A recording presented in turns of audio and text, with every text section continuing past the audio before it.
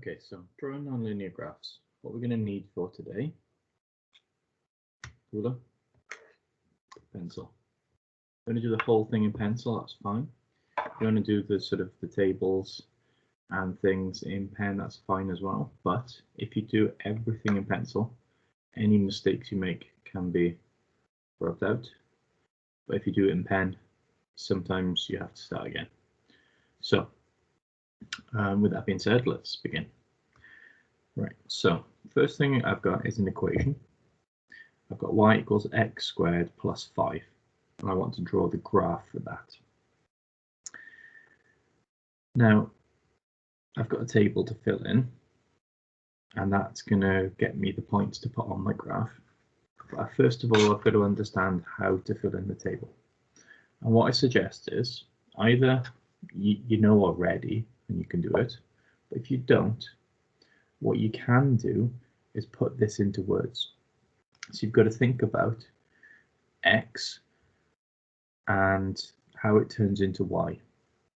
And the way I would say this one is, well, you've got to square x, and another way of saying square is times by itself. So times x by itself,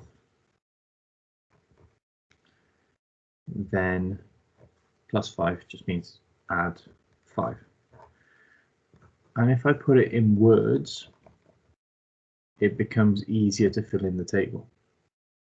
Instead of algebra, x squared plus 5, words, times x by itself, then add 5, that seems more achievable, doesn't it? So let's do that. Minus 4. So minus 4 times itself makes positive 16. Add 5 makes 21. Minus 3 times by itself makes positive 9. Add 5 makes 14. Now you might look at this and think, oh look, it's going down to 7, so I'll just fill it in 7, 0, 1. No, it doesn't work like that. Because it's non-linear, you can't see a pattern, and that's why we need to do the whole table. So on to the next one, minus 2. Minus 2 times by itself. That makes positive 4.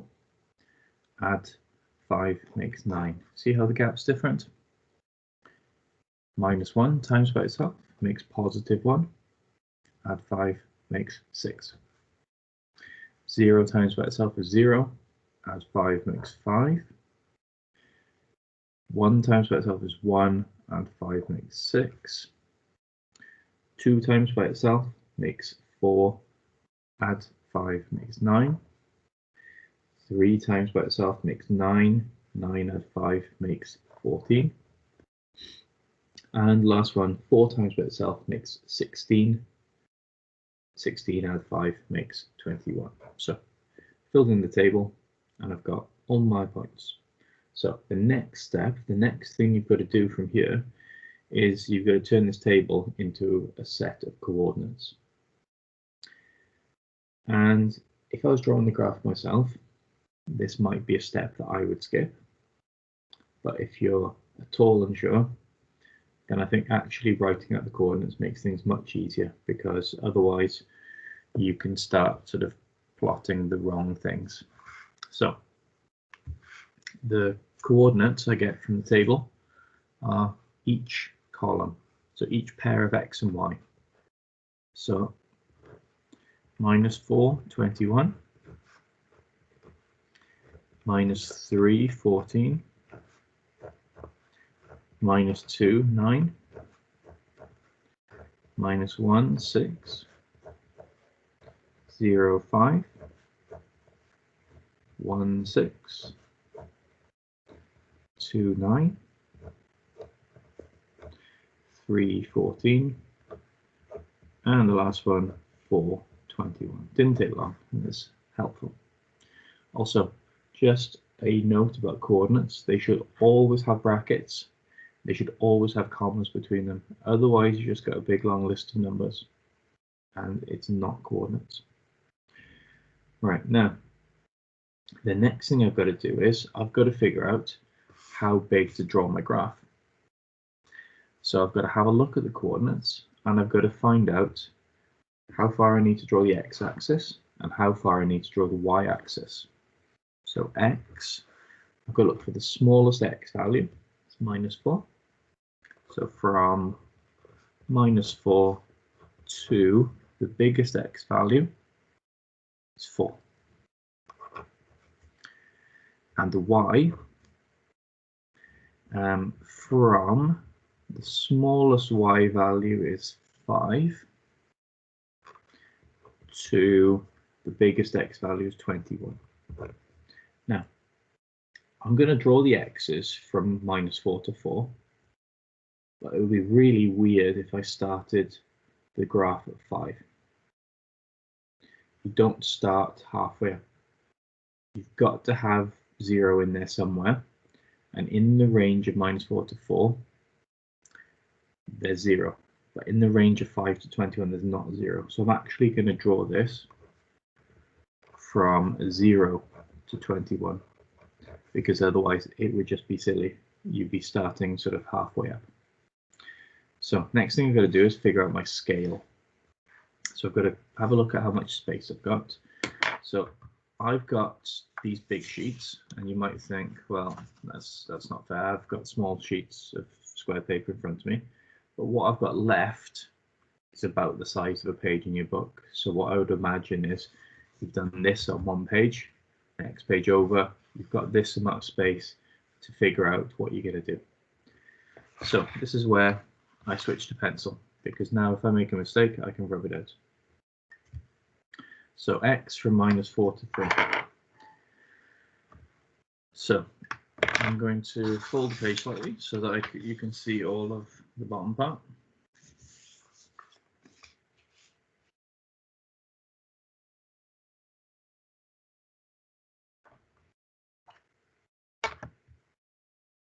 And then let's see, if I start here, -4, -3, -2, -1, 0, 1, 2, 3, 4, 5, 2. So doing it in 2s, I've got loads of space left over, so I can do a better scale than that. Let's see what happens if I go in 3s. -4, -3, -2, -1, 0, 1, 2. That seems much more sensible. So I'm going to go across in 3s. 1, 2, 3, 4. Lost count one. -4, -3, -2, -1, 0, 1.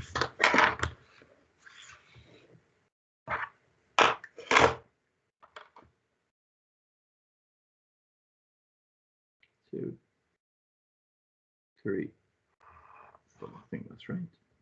2, 3, 4. See, I've used most of the page. It's best to use most of the page because that's going to make your graphs more accurate. If you've got a teeny tiny graph in the corner of a page and you do a little curve like that, it's not very useful because you can't tell much detail about it. Right, so y needs to go from 0 to 21. So let's think. 0's here. If I go up in 1s, 1, 2, 3, 4, 5, 6, 7, 8, 9, 10, 11, 12, 13, 14, 15, 16, 17, 18, 19, 20. I'm not going to get any better than that. So I'm going to go up in 1s here. You can have a different scale going across and up. You can go across to different numbers, and you can go up to different numbers. You're not restricted to do the same thing. So I'm going to go up 1 square for 1, but I'm only going to mark on every 2 because otherwise it'd be too cluttered.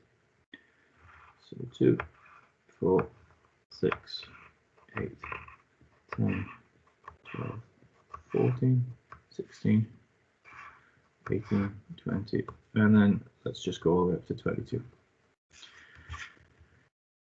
2, 4, 6, 8, 10, 12, 14, 16, 18, 20, 22. Put my little pips in to show where the ones are, but I'm not going to put the numbers on. And then I've got my axes drawn. And now it comes to plotting the coordinates. So -4, 21. -4. 21's up here.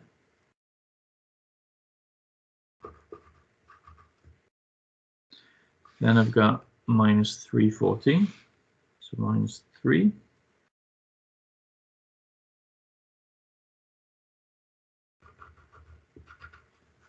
There it is. Then I got -2, 9. -2. 9. -1, 6.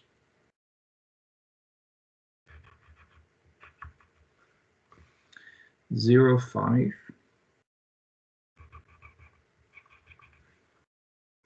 Then I've got 1, 6.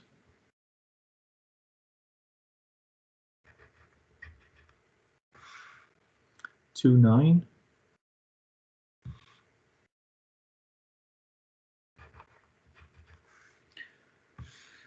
3, 14.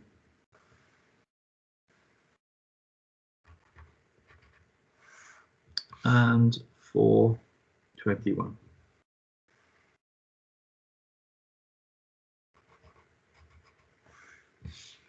And now I've got all my points.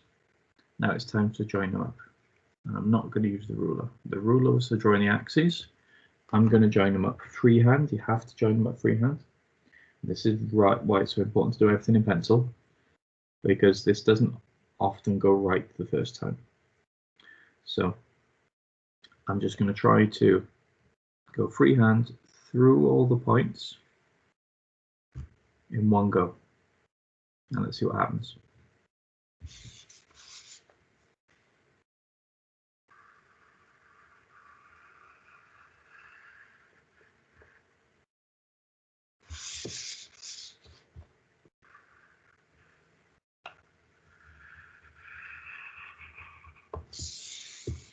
I think I turned out all right. Kind of missed that one ever so slightly, but pretty good. Now, it takes time to do that, and it takes effort. And there's a couple of things that people can do wrong. You can use a ruler, that's obviously wrong, and it's easy to avoid. Another thing is what's called feathering. You might think it's easier if I use a back of the page to show. Imagine you've got your graph, you've got your points, and you just go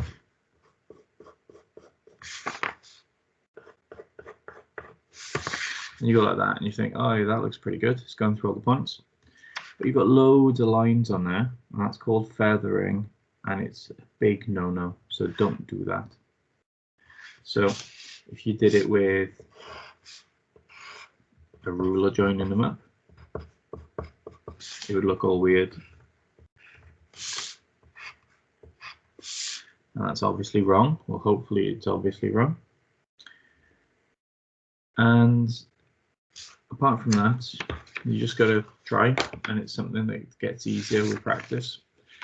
And this is the graph of y equals x squared plus 5.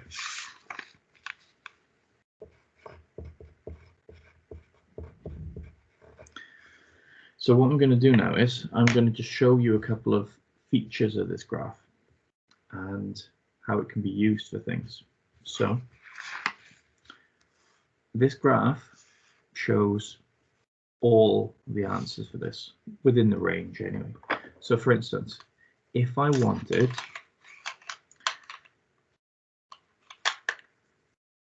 .33333, so 2 1/3, I wanted to know what the answer was for that, I could do 2 1/3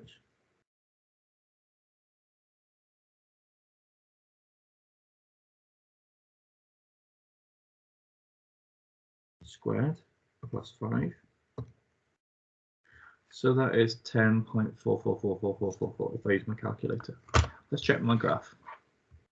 2 1/3 is there. 2 1/3 is there. If I go up,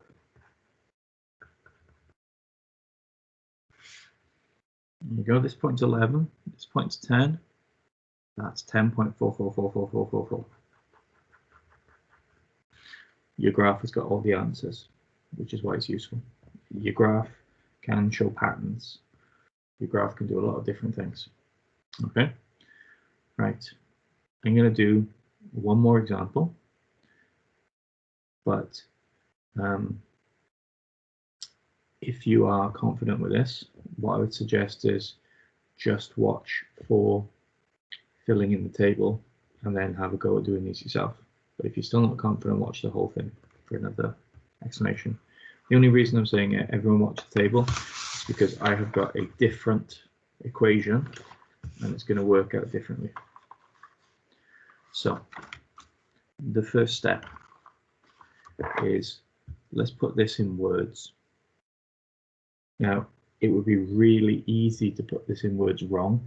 It would be really easy to look at it, read it from left to right and say, well, you're going to times x by 2 and then you're going to square it. But you're not, because BIDMAS tells you to do it in a different order. BIDMAS tells you to square it and then double the answer. So putting this in words, I'm going to say times x by itself.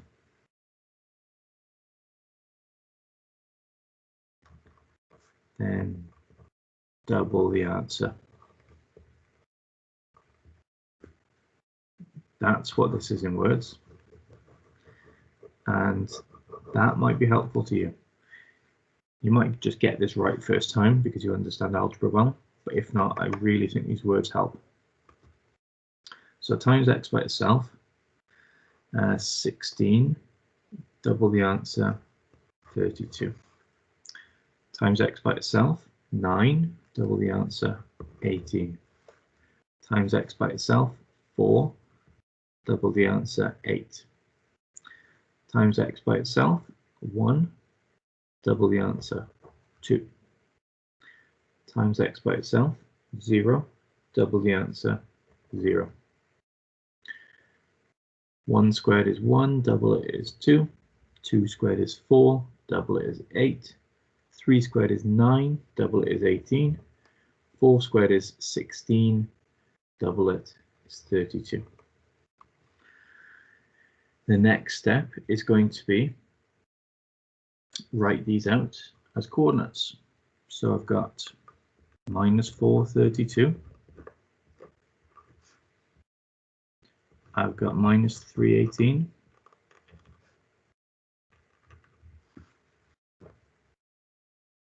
I've got minus 2, 8. I've got minus 1, 2. I've got 0, 0. I've got 1, 2. I've got 2, 8. I've got 3, 18. And I have got 4, 32. So I've got all my coordinates. Next thing to do is to figure out how big to draw my axes. So how far in the x I've got to go and how far in the y I've got to go. So x from smallest x value is minus 4 to the biggest x value is 4. And then y from smallest x value, y value is 0 to the biggest x value is 32. Right, so I can pick the same scale for my x-axis, minus 4 to 4.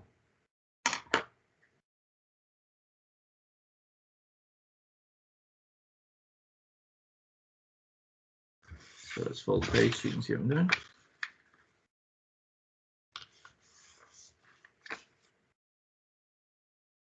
So minus 4 to 4, and I found that 3 for each one worked. Switching to pencil.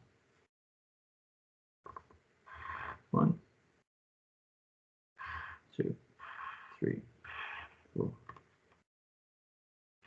5, 6, 7, 8.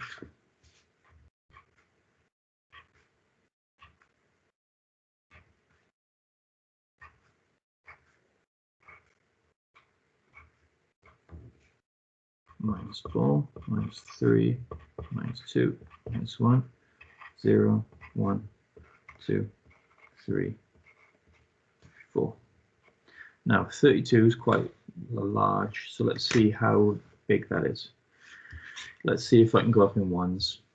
1, 2, 3, 4, 5, 6, 7, 8, 9, 10, 11, 12, 13, 14, 15, 16, 17, 18, 19, 20, 21, 22, 23, 24, 25, 26, 27, 28, 29, 30. No, I can't. Look, it's going to be over in this area. So sometimes you get a really awkward thing. Now, if I just went up in, if I went up in twos, it would definitely fit, and it would be a little bit smaller, but I kind of think that's what we got to do. You could try to get fancy and do things like, well, let's have 2 squares represent 3, and then it's almost like 1.5.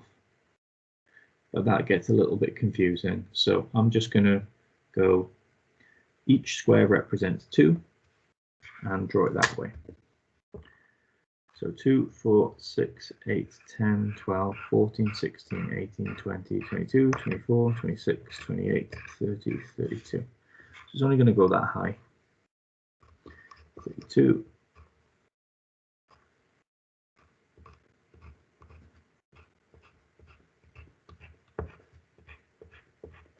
So I'm only going to write on each other one. So it's going to go up in 4, 8, 12, 16, 20, 24, 28, and 32. And then I'm going to plot my coordinates. So my coordinates were minus 4, 32. Minus 4, 32.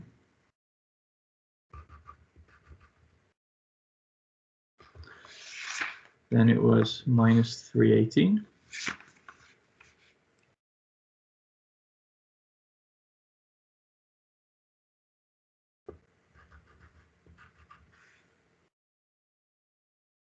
Then it was minus 28.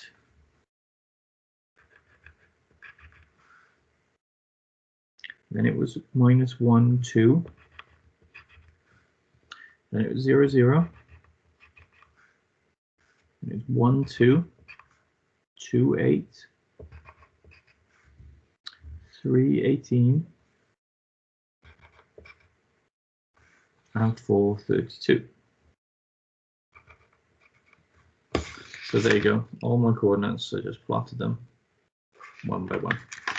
Then draw the line and watch the technique I use, sort of turning the page and sort of almost, if I leave the page like this and try doing it, my hand makes a weird shape and stuff goes wrong.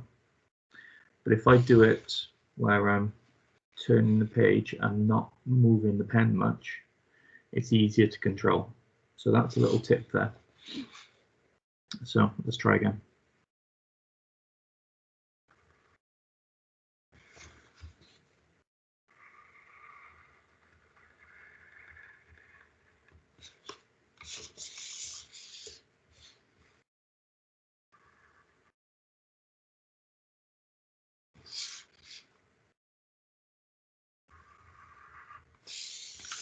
Okay, that one's okay. I'm not thrilled with it. I think it could be better. I think this one again missed slightly, and I think here the line doesn't seem to quite follow the same thing. I think I hit that point and then I changed direction slightly, which shouldn't do, but it's not the worst thing in the world. So that's how to draw non-linear graphs. It's just, I won't do another example. I'm going to go through the steps one more time. You've got your equation and you've got your table. That's the question that's given to you. So what I would do first is I would write out the algebra in words so that you know what to do to fill out the table. And then you fill out the table. Then you turn the table into coordinates. You figure out how big I've got to draw my x-axis, how big I've got to draw my y-axis. And remember that even if it says something like 5 to 21, I mean, starting from 0 is kind of a necessity because otherwise your graph looks really silly. And do you see here how I went up to 22 instead of 21? I don't have to just be restricted by exactly what that says. This is just telling me how far I've got to draw it. And if, because of your scale, you go one further, that's fine. You can have completely different scales on your X and Y axis. See here, I've got 3 squares represent 1 going across, and I've got 1 square represents 2 going up. It's just what makes sense for the size of paper you've got. Plot your coordinates, join them up with a smooth curve, and try to avoid feathering, and try to avoid joining them up with a ruler. And do this entire graph process in pencil, because that way, if you make a mistake with the scale and you are written the numbers in pen, gotta start again. If you do it in pencil, you can easily just rub it out and change it. Okay, so that's how to draw non-linear graphs.